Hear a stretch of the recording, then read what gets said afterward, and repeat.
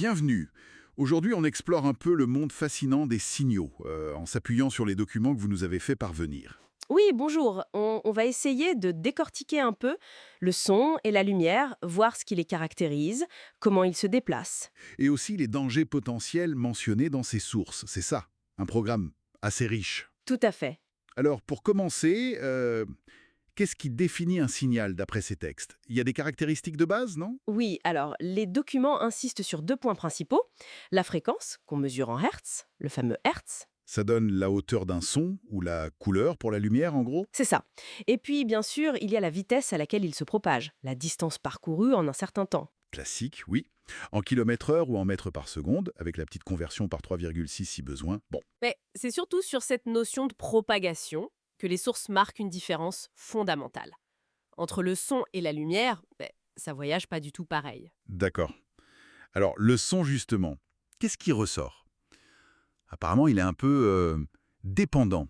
Carrément. Le point clé, c'est qu'il a absolument besoin d'un milieu matériel pour se propager.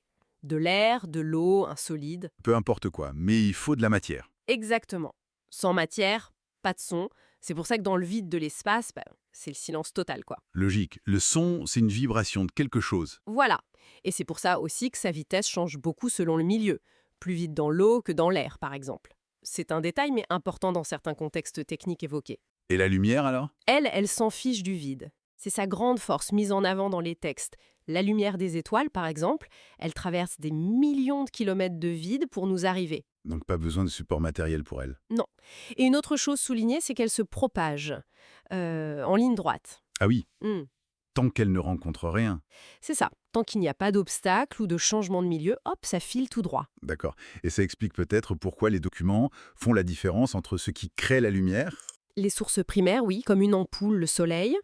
et ce qui ne fait que la renvoyer, la diffuser. Comme cette table, nos vêtements. Exactement, les objets diffusants.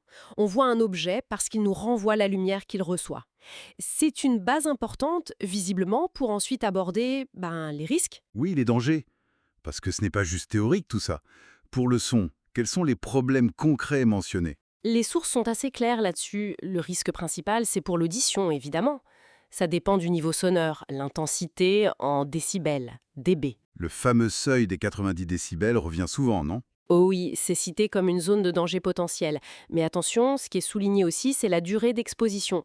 Un son même moins fort, mais écouté très longtemps, Faire des dégâts aussi, hein. tout à fait. Et la fréquence, la hauteur du son, joue aussi. Certains sons très aigus ou très graves peuvent être plus perturbants ou nocifs.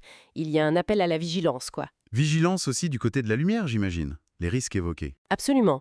Pour les yeux, le danger le plus direct, c'est la brûlure de la rétine, si on regarde une source trop intense. Le soleil, un laser, ce genre de choses. Oui, sans protection adéquate. Mais il n'y a pas que les yeux. La peau aussi est mentionnée. Les coups de soleil, bien sûr, ça, on connaît. Mais pas seulement. Non, il y a aussi le vieillissement prématuré de la peau. Certaines longueurs d'onde, même sans causer de brûlure visible immédiatement, peuvent accélérer ce processus.